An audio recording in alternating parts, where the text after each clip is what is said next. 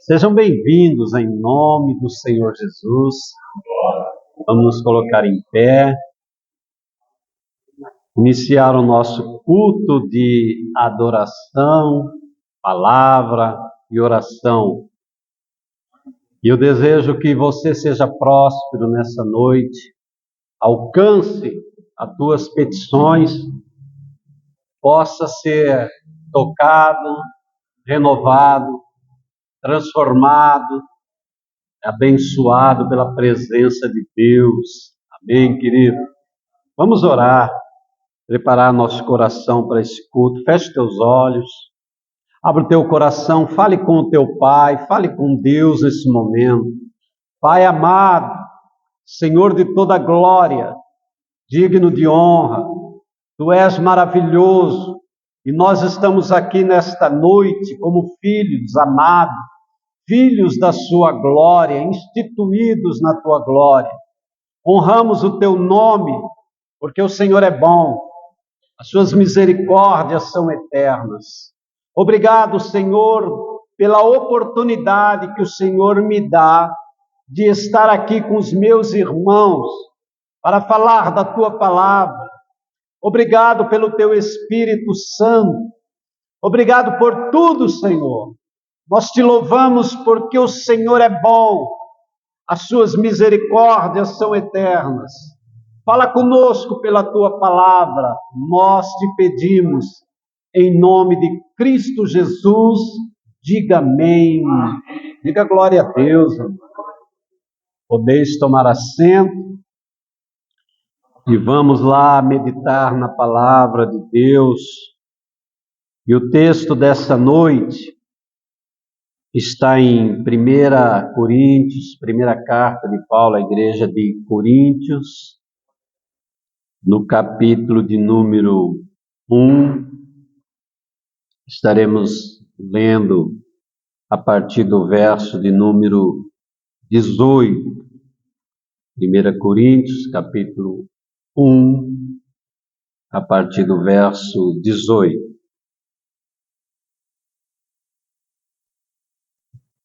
Diz assim a palavra: porque a palavra da cruz é loucura para os que perecem, mas para nós que somos salvos é o poder de Deus.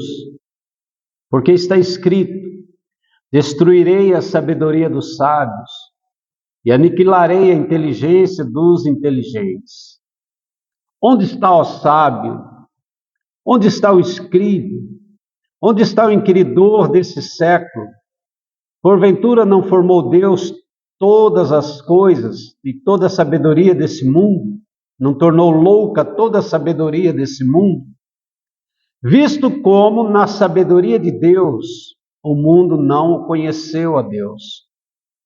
Aprove a Deus salvar os crentes pela loucura da pregação.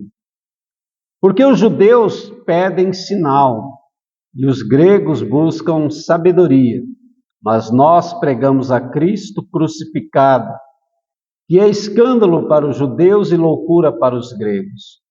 Mas para os que são chamados, tanto judeus como gregos, lhe pregamos a Cristo, poder de Deus e sabedoria de Deus.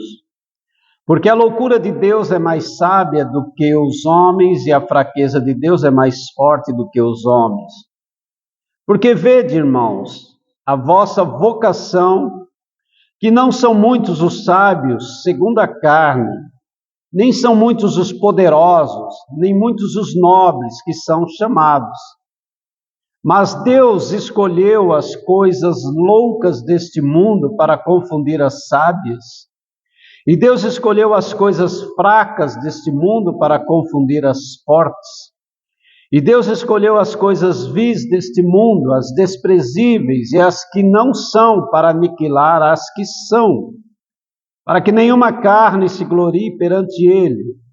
Mas vós sois dele, em Jesus Cristo, o qual para nós foi feito por Deus sabedoria, justiça, santificação e redenção, para que, como está escrito, aquele que se gloria, glorie-se no Senhor. Amém, amado?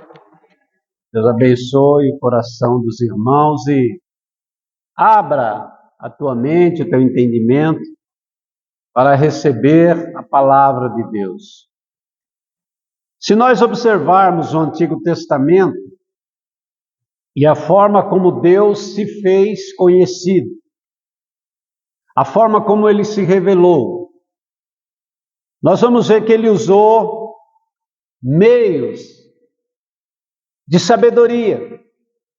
Paulo diz assim em Romanos, capítulo 1, que os céus revelam a glória de Deus, a natureza revela a glória de Deus. Então, Deus é conhecido pela sua criação, e a criação de Deus é algo inteligentíssimo demais.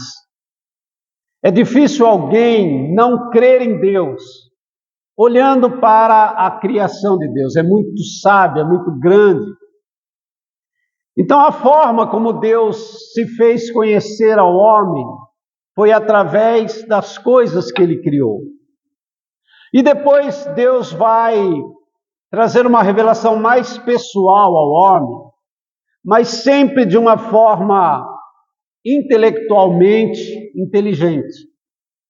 Ele chama um homem, ele se revela a um homem, e através desse homem, ele vai ser conhecido através dos atos e das ações daquele homem. Casos como de Noé, Abraão, Moisés, etc, etc. Quando Deus quer trazer uma revelação mais ampla, Ele vai dar a lei.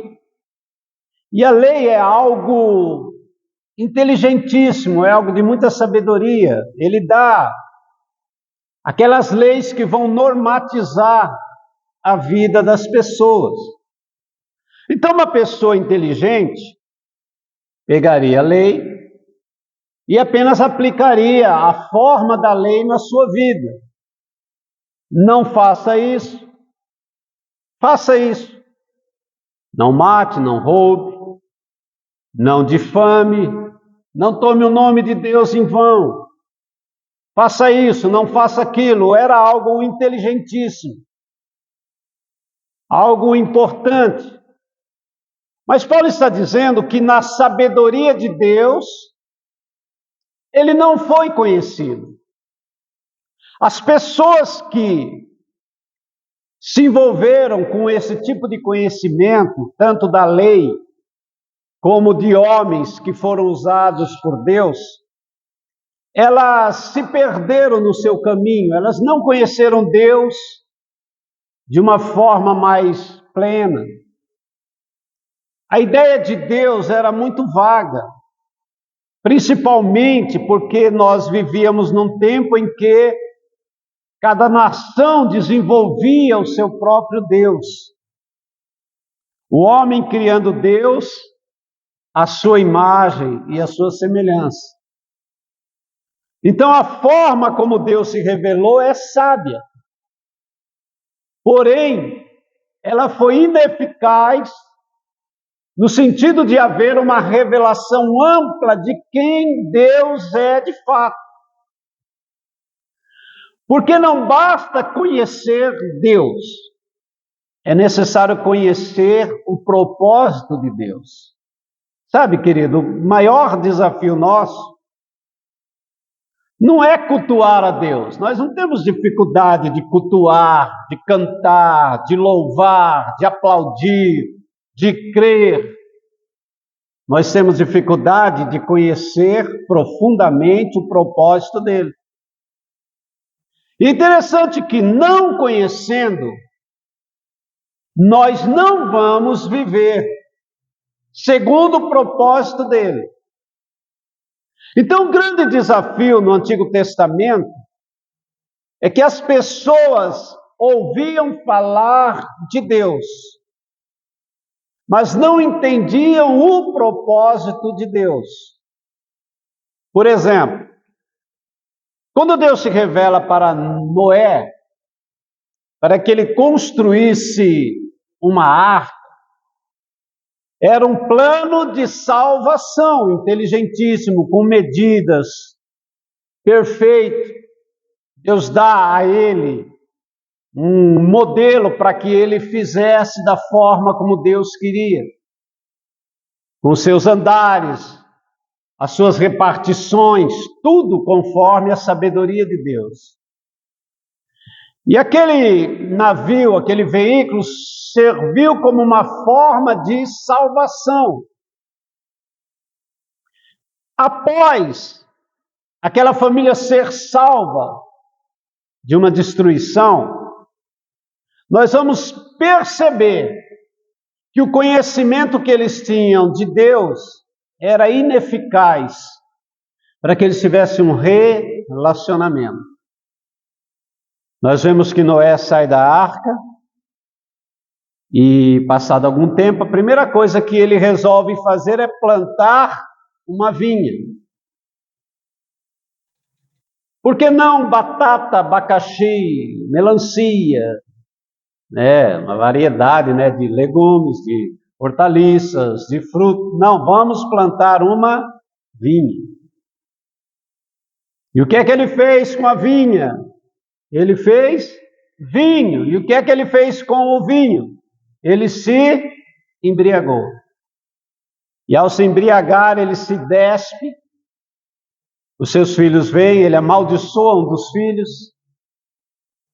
Então nós vemos que, na sabedoria de Deus, Noé não conheceu Deus no seu propósito. Irmãos, Deus é santo. E se eu conheço que Deus é santo, o que é que eu vou entender, amado? Que Ele quer que eu seja santo. Amém? É propósito. Noé conheceu o Deus que deu uma ordem para ele, orientou ele, salvou ele. Mas não conheceu a santidade de Deus, o propósito de Deus. Isso leva aquela família salva a desenvolver novamente a prática do pecado. Cá entre nós, querido, estamos numa arca, só 8 pessoas, os únicos sobreviventes da humanidade. Que tal uma reunião de família, Atenção, gente. Sabe por que Deus destruiu a humanidade? Alguém sabe? Por causa do pecado. Vocês estão entendendo? Estamos. Então o que nós vamos fazer quando nós sairmos da arca? Não vamos pecar. Vamos viver em santidade. Vamos aprender uma lição poderosa. Irmãos, eles tiveram mais de 100 dias dentro daquela arca para reunir, para conversar sobre isso. Mas veja, quando eles saem, o pecado está aflorado e vai se manifestar e vai se desenvolver. E lá, daqui a uns tempos, nós vemos uma humanidade caída, pecaminosa, porque não conheceram a Deus na sua sabedoria. Deus, na sua sabedoria, chama um homem chamado Abrão. Manda que Abrão se separe da sua terra, da sua família, para que ele pudesse desenvolver na vida de Abrão um novo conceito de vida, de propósito. Muda o nome dele para Abraão, pai de nações, e diz para ele: anda na minha presença, seja perfeito, sê tu uma bênção. Interessante, separado da família, porque Deus tinha que separá-lo da idolatria da família dele, para que pudesse tratar pessoalmente com Abraão. Na trajetória de Abraão, ele é um exemplo. é chamado de o pai da fé, mas na trajetória dele nós vemos erros grotescos, falhas, que culminaram em problemas, em adversidade, em situações que nem precisariam existir. Ele tenta ajudar a Deus para ter um filho, e tem um filho com uma mulher egípcia, e esse filho, ele vai ser problema na vida de Abraão até hoje é problema. Essas guerras que você está vendo lá no Oriente Médio, é guerra familiar, problema de família aquilo lá. Então veja, Abraão poderia intensificar na sua vida uma prática de relacionamento com Deus, intimidade, conhecer Deus na sua forma mais íntima. Veja, ninguém conheceu Deus assim. Profetas se levantam, homens importantes se levantam, mas o que nós encontramos? Pessoas que não conheceram a Deus na sua sabedoria. E quando nós chegamos no final do Antigo Testamento, nós vamos descobrir que mais de 2000 anos se passaram ali. E as pessoas ainda não conhecem a Deus. Porque Deus se manifestou de uma forma sábia, de uma forma inteligente, lei, levantando homens, determinando situações. E nós encontramos uma humanidade caída em regiões de sombra e morte. Não encontramos ninguém iluminado. Por isso que Paulo diz: todos pecaram. Todos foram destituídos da glória de Deus. Então, Deus vai usar uma nova estratégia. Ele vai se revelar, mas não da mesma forma. Paulo diz que na sabedoria de Deus ninguém conheceu a Deus, então ele vai se manifestar de uma forma louca, de uma forma totalmente contrária, assustadora, loucura. É o que Deus vai fazer agora. Parece até uma blasfêmia a gente falar isso, mas Paulo está dizendo isso. Que como não conheceram Deus na sua sabedoria, Ele vai se revelar de uma forma completamente contrária. Ele envia Jesus Cristo. Presta atenção nisso. Entenda que Jesus Cristo é Deus que vem habitar entre nós. Agora entenda uma coisa, ele vai sair da sua glória, ele vai entrar no ventre de uma mulher, ele vai ser fecundado ali, e ele vai ser gerado por uma mulher. Isso já está soando como uma loucura, sim ou não? Não parece uma loucura isso? Imagine Deus no braço de uma mulher, sendo amamentada.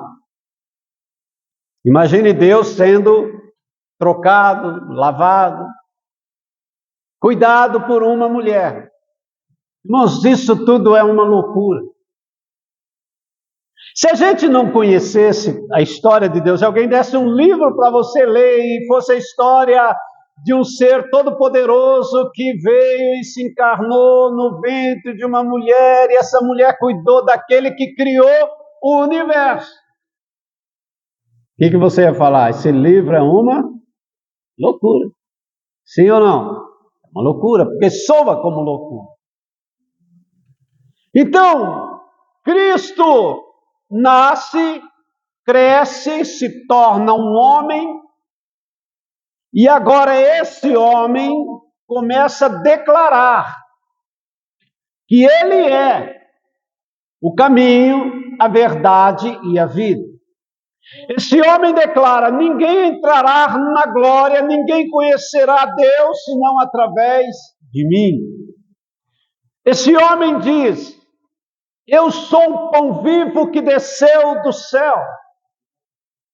Vossos pais comeram pão no deserto e morreram, mas eu sou o pão vivo que desceu do céu, e aquele que se alimentar de mim nunca mais morrerá.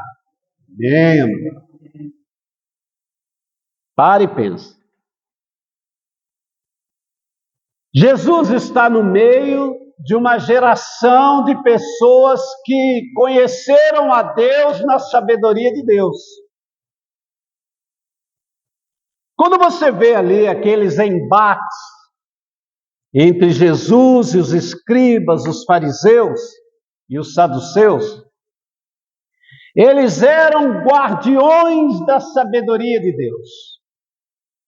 Aqueles homens conheceram Deus na sabedoria de Deus, eles tinham a lei, eles guardavam a lei. Então, quando eles ouviam Jesus, quando eles viam as ações de Jesus, tudo para eles era uma loucura, era uma blasfêmia, era algo assim inaceitável. Não tinha como aceitar uma ideia daquela.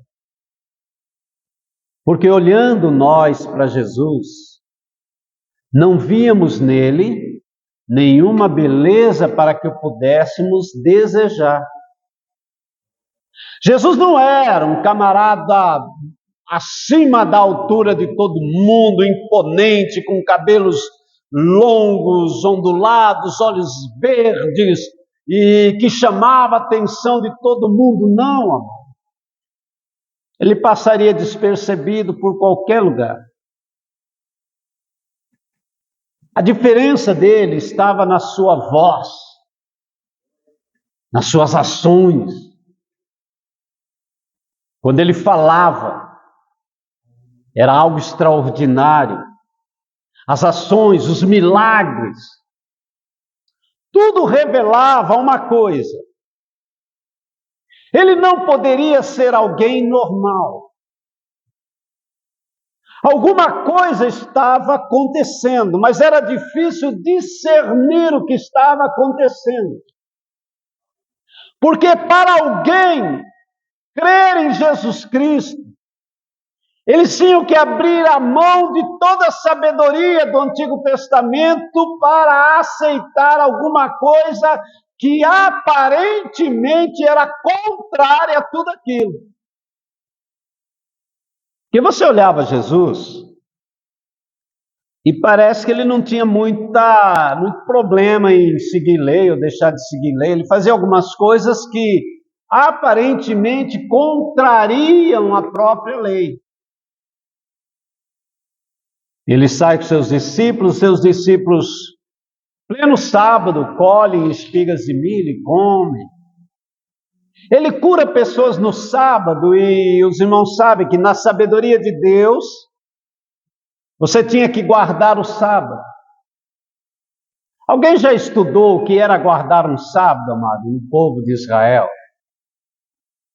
A gente pensa assim que guardar o sábado é parar, não fazer nada até acabar o sábado.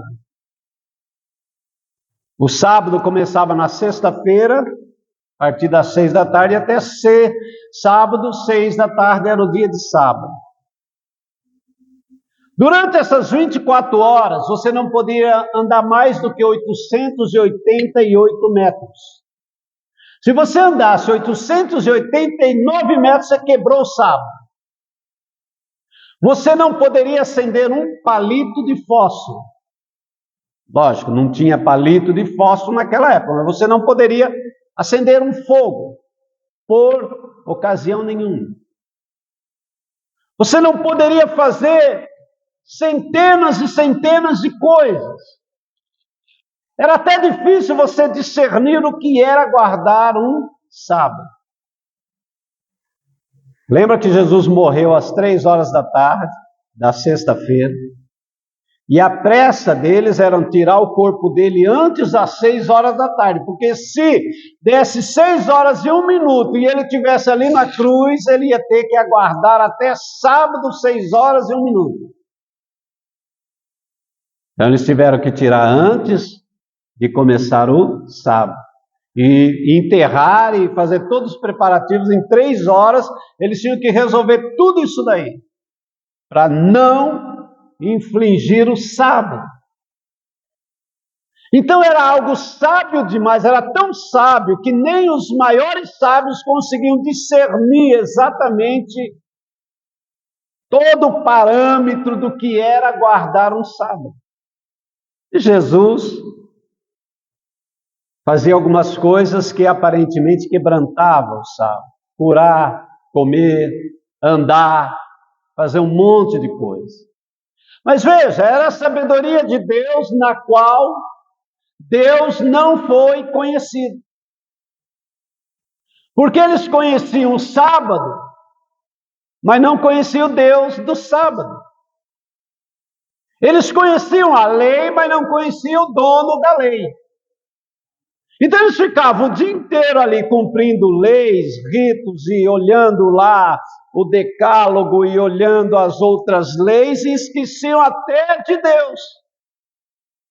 Eles não conheciam Deus. Um certo momento, Jesus Cristo disse assim: se vocês conhecerem a verdade, vocês serão libertos. Presta atenção na falta de conhecimento daquelas pessoas. Aquelas pessoas sábias que conheceram a sabedoria de Deus, mas não conheceram o Deus da sabedoria, declararam: nós não somos escravos de ninguém. Como é que você diz que se nós te conhecermos a tua verdade, nós seremos libertos? Nós não somos escravos de ninguém, nós somos filhos de Abraão. Irmãos,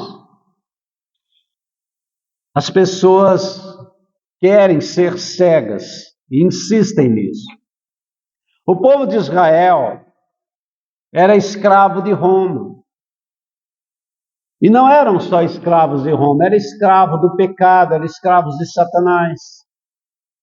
Mas eles declararam, afinal de contas, eles tinham o livro da sabedoria de Deus, eles tinham lá o Pentateuco, eles tinham a Torá, eles tinham todos aqueles manuscritos, as leis de Moisés, então eles se consideravam livres. Jesus Cristo disse: não, vocês não são filhos de Abraão, vocês são filhos de Satanás. Olha só, mano, como é que Cristo trazia uma luz assustadora. Eles imaginavam que, por causa de alguma revelação da sabedoria de Deus, eles conheciam Deus. E isso impedia eles de enxergar a verdade. Você sabia que a mentira, ela cria um véu e nos impede de enxergar a verdade? Você sabia que milhares e milhões de pessoas acreditam na mentira e, ao crerem na mentira, elas não conseguem enxergar a verdade? Aí você vê as pessoas cultuando toda forma de deuses, as pessoas acreditando em tantas coisas e vivendo de uma forma tão promíscua, tão errônea, porque elas creem na mentira, elas acreditam naquela mentira, então a verdade não consegue entrar no coração delas. Mas a grande questão de tudo isso que Paulo está falando é que na revelação de Deus através de Jesus Cristo,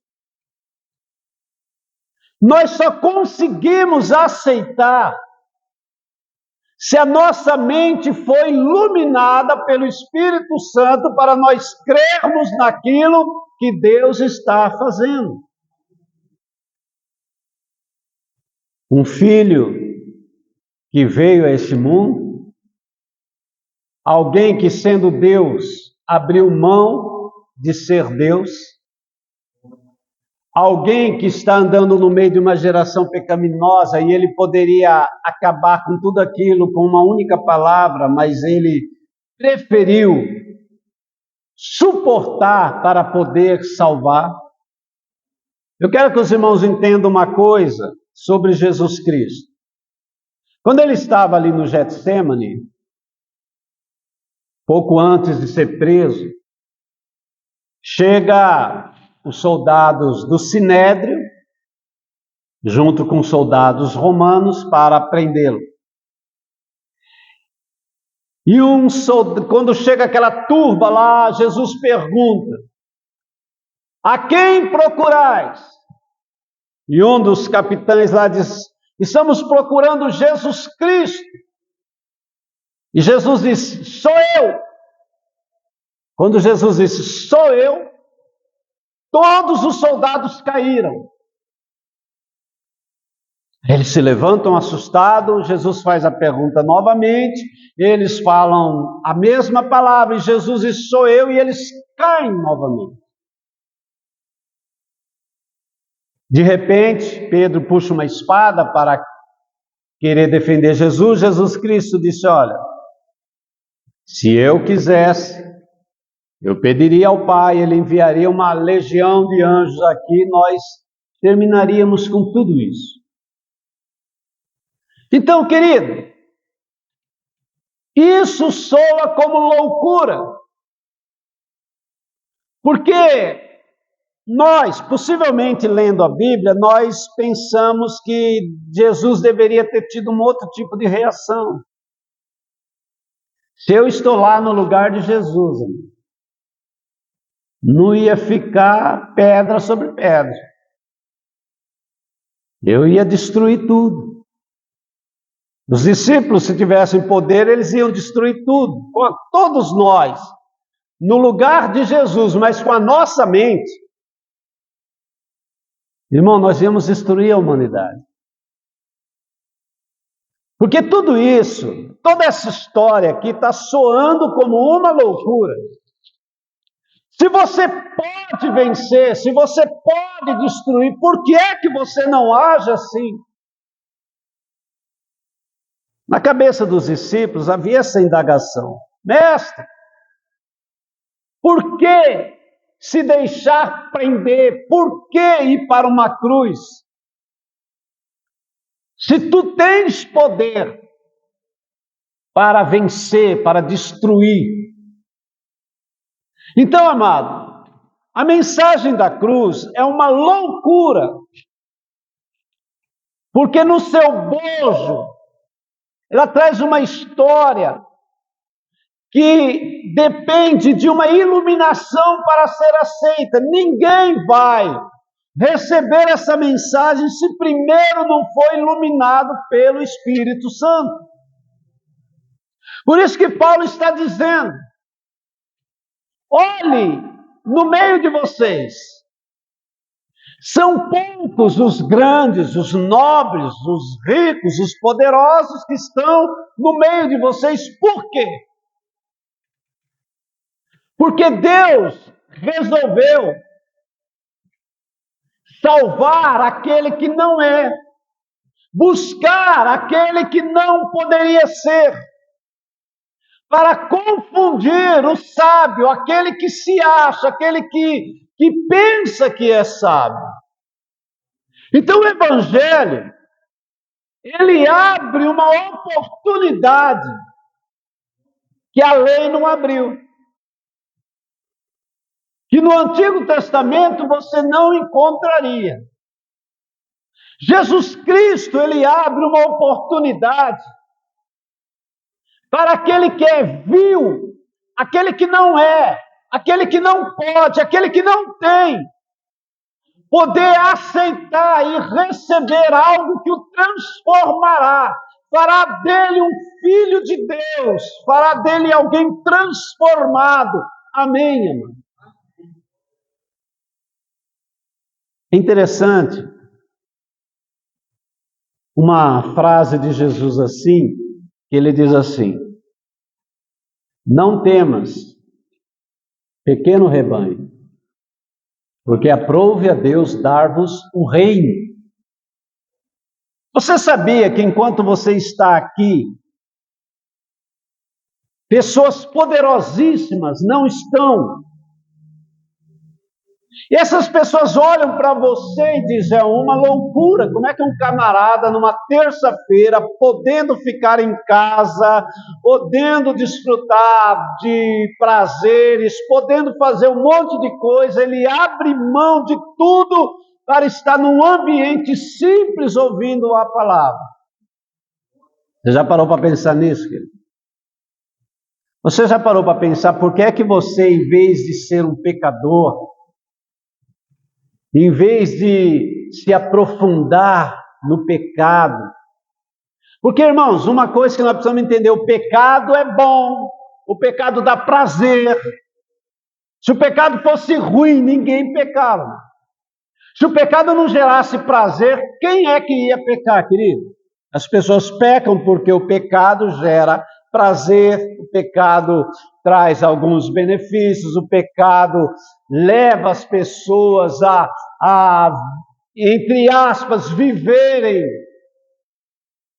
bastante, fazerem coisas importantes, desfrutarem da vida, né? Se fosse ruim, ninguém ia pecar. As pessoas pecam porque o pecado é atraente. O pecado é, entre aspas, bom.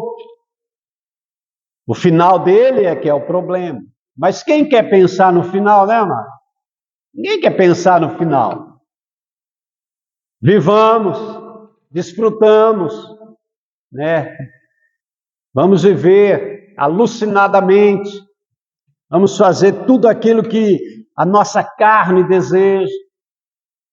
Como Salomão disse: eu não neguei nada que os meus olhos pediram. Tudo que eu desejei, eu consegui. Mas dá uma olhadinha no final da vida de Salomão, amado. Um homem perdido nos seus pensamentos, um homem que enveredou para o pecado, para a idolatria, que levou Israel a pecar, e que no final das contas, nos seus escritos, você encontra um homem perdido nos seus pensamentos, perguntando: será que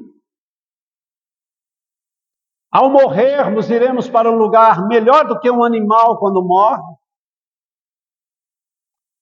Será que o bom e o ruim têm destinos diferentes? Então você percebe um homem que se perdeu na sua sabedoria. E entenda, ele foi o homem mais sábio que essa terra já conheceu, porque ele recebeu do Deus sábio sabedoria. Ele tinha uma sabedoria assustadora. Mas na sua sabedoria, ele não conheceu Deus. Na sua intimidade, na sua santidade. Então Cristo vem para quebrar os paradigmas, os protocolos, para quebrar tudo aquilo que o homem criou. E ele traz, de uma forma incompreensível, uma salvação que não se pode comprar, uma salvação que está acessível ao mais vil dos pecadores. E muitas vezes vedada ao homem mais sábio. Olhe para aquela cruz. Como que alguém lucidamente pode imaginar que aquele homem está morrendo lá naquela cruz e aquela morte não é a dele, é a minha, é a sua. Ele está morrendo ali, no meu lugar, para que eu não precise morrer. Isso soa como uma loucura, querido. Como é que alguém pode enxergar isso? Então veja, quando ele está morrendo na cruz, diante dele há uma turba enfurecida de homens. Existem homens sábios naquele lugar, homens cultos. E todos aqueles homens estão diante da cruz. Do lado da cruz, tem um homem vil. Do lado da cruz tem um homem que não tem valor algum. Está a alguns minutos da morte. E entenda uma coisa, quando aquele homem que está do lado da cruz de Cristo morrer, ele não vai ser sepultado.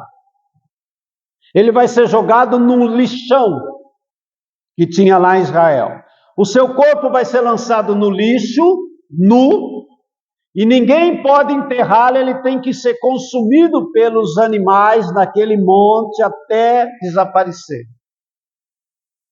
Você consegue ver alguém mais vil do que isso? Você consegue imaginar alguém pior, numa situação pior que essa? Então ele não tinha valor nenhum, não tinha sabedoria nenhuma, ele não tinha nada. Diante da cruz estavam os escribas, homens que estudaram a vida inteira, homens cultos, homens letrados, homens que conheciam a ciência. E quando eles olhavam para Cristo, eles não viam nada para desejar. Aí um homem do lado da cruz, vil, inútil, perdido, indouto, olha para Cristo e diz assim: eu estou aqui porque eu pequei. Tu não tens pecado nenhum. Lembra-te de mim quando entrares no teu reino. Amém? E Cristo olha para ele e diz: hoje mesmo. Amém, querido? Hoje mesmo. Daqui a pouco estamos juntos na glória, na eternidade. Então veja, é loucura.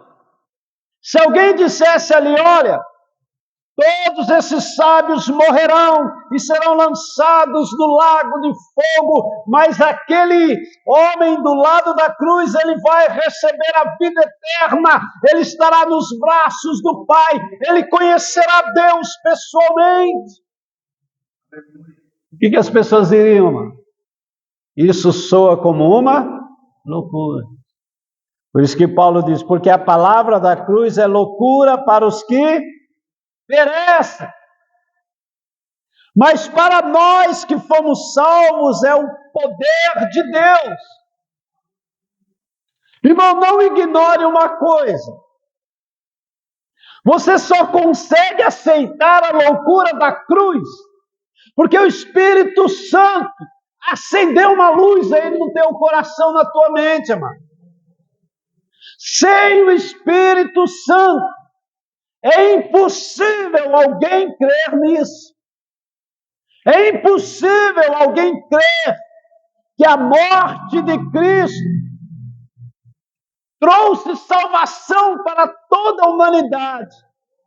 É impossível alguém sem o Espírito Santo crer que aquela morte geraria vida eterna para nós, e nós nos apossamos pela fé de tudo que Cristo gerou a partir da sua morte na cruz. Nós recebemos a salvação, nós recebemos a justificação, recebemos um novo nome, recebemos o Espírito Santo para dentro de nós, recebemos um lugar na eternidade.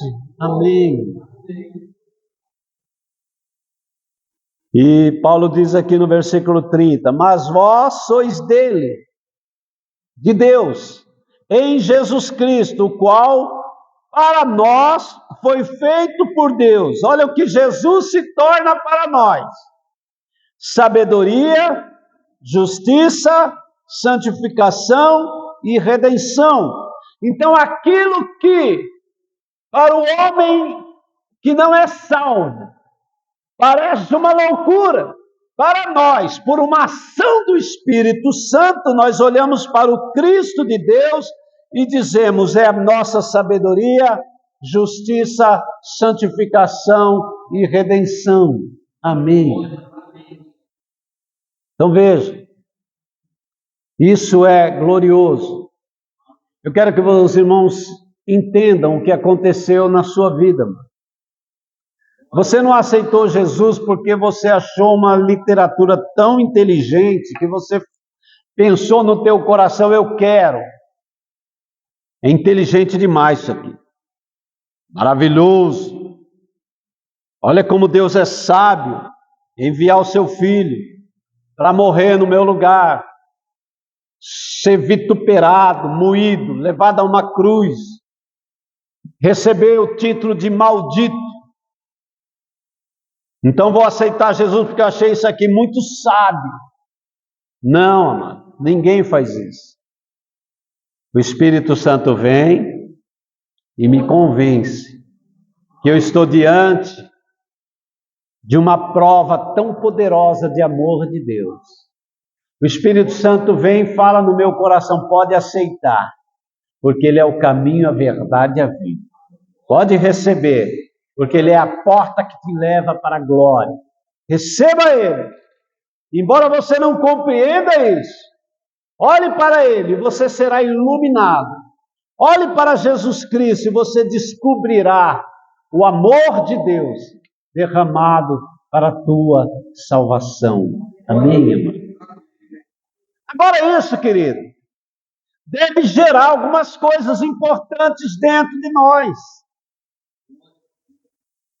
Irmãos, não estamos aqui para nos vangloriar de nada. Inclusive o texto vai terminar dizendo: aquele que tiver que se gloriar, se gloria em Cristo, não em nós mesmos. Mas, irmãos, entenda uma coisa: enquanto você está aqui, bilhões de pessoas não sabem nada do que você recebeu. Bilhões de pessoas ignoram algo que foi iluminado no seu coração. Bilhões de pessoas morrerão e serão lançados numa eternidade de sofrimento porque não quiseram compactuar com aquilo que você recebeu, não conseguiram atingir a mesma iluminação que você teve, que você recebeu. Por isso Paulo diz: são poucos os que são chamados. Irmãos, de uma certa forma, podemos declarar: somos privilegiados, querido. Ele falou conosco, Ele iluminou nossa mente. Nós não temos dificuldade nenhuma com isso daqui. Eu olho para a cruz e eu vejo o poder de Deus. Eu olho para a cruz e eu vejo o amor de Deus. Enquanto é loucura para o que perece, para mim é amor puro. É a maior prova de amor que Deus poderia nos dar. Amém. Mas entenda uma coisa, querido. Assim como ninguém conheceu Deus na sua sabedoria, essa loucura, ela vai me ensinar alguma coisa muito importante. Deus não me salvou para me salvar. Ele me salvou para me relacionar com Ele. É um pai que ama o seu filho. Então, tudo que Deus operou aqui, amado, é para nos levar de volta ao propósito dele. É nos levar de volta a um relacionamento. Ele é alguém que quer ouvir da sua boca: meu Deus, eu te amo. Amém. Você sabia que às vezes nós somos negligentes com isso? Quantas vezes você disse nesse dia: Pai, eu te amo. Jesus Cristo, eu te amo. Espírito Santo, eu te amo. Quantas vezes, amado? Talvez nenhum. Talvez nenhum. Nós deveríamos dizer isso todo dia, toda hora, cada momento. Isso deveria queimar nosso coração. Deveríamos sair para trabalhar dizendo: eu te amo, eu te amo, eu te amo, meu Senhor, eu te amo, meu Salvador, eu te amo, meu Pai. Deveríamos entrar numa casa de oração, glorificando a Deus, adorando e falando: Senhor, enquanto bilhões de pessoas nem sabem que o Senhor existe, eu fui iluminado e eu sei que o Senhor é meu Pai, por isso estou aqui para te glorificar. Amém. E agora que nós vamos orar? A nossa oração precisa ser um relacionamento. Como alguém que chega na casa do Pai para ser abraçado, para ser amado, para ter comunhão, ter alegria no coração de estar na casa do Pai. Amém? Então por que às vezes a gente vai orar e parece que não vem nem palavras, né? Parece que é difícil, né? Sabe por que oração às vezes é difícil? Porque nós não estamos incluindo na nossa oração a questão do relacionamento, do prazer de falar com o nosso Pai. Às vezes estamos tão ocupados com situações do cotidiano, amado, situações que de alguma forma têm nos confrontado, que esquecemos do que aconteceu na nossa vida, de esquecermos que fomos chamados para um relacionamento, de esquecermos que na nossa oração é o momento mais precioso que o Senhor nos oferece, de falarmos livremente com Ele, de nos relacionarmos com Ele de uma forma tão íntima, tão maravilhosa. Então, em nome do Senhor Jesus, que esta noite seja uma noite diferenciada para você, que você não esteja aqui porque você tem uma lista de pedidos a fazer a Deus, mas você tem palavras para falar ao seu Pai. Amém? Então, Deus não foi conhecido na sua sabedoria.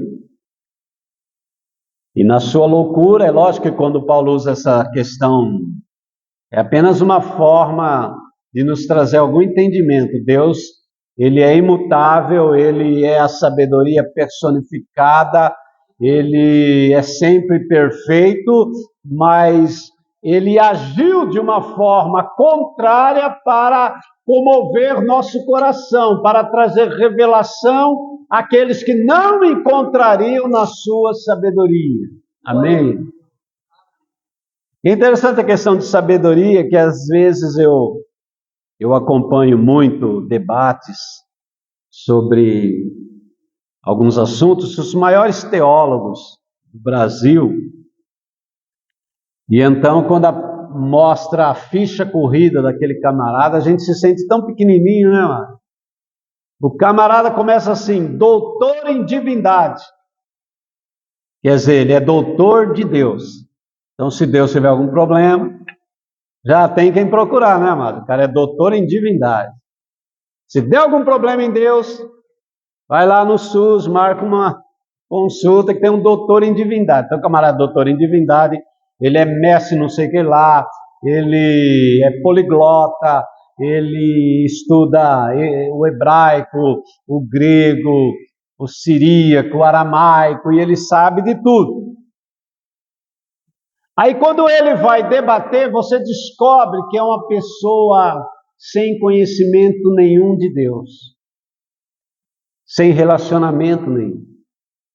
E você descobre que toda a sabedoria dele se reverte contra ele, porque ele não quis conhecer a Deus na forma mais louca que Deus quis revelar. Um Cristo que morre para dar vida àqueles que crerem. Um Cristo que abre caminho para a prostituta, para o ladrão, para o viciado, para o miserável, para o andarilho, para todos aqueles que quiserem conhecer o Senhor Deus, não como Deus, mas como um Pai amoroso e relacional. Amém, amado? Irmãos, desenvolva a sua oração nessa noite, como um filho que está nos braços do Pai. Desenvolva a sua oração com bastante amor. Nada impede você de pedir alguma coisa, mas entenda que você está aqui para orar e falar com seu Pai. Diga amém. Diga glória a Deus, irmão. Que Deus abençoe e Deus prospere o seu coração, em nome de Jesus Cristo.